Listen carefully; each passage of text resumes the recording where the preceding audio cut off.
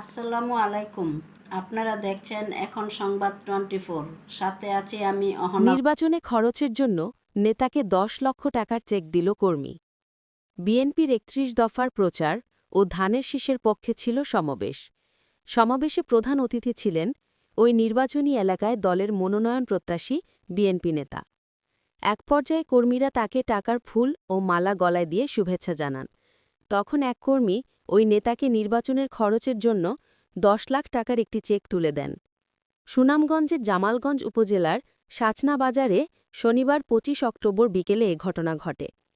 সমাবেশে জেলা বিএনপির সাবেক যুগ্ম সম্পাদক ও তাহিরপুর উপজেলা পরিষদের সাবেক চেয়ারম্যান কামরুজ্জামান কামরুল। ৩১ দফার প্রচারণার ঘোষণা থাকলেও এটি ছিল মূলত কামরুজ্জামানের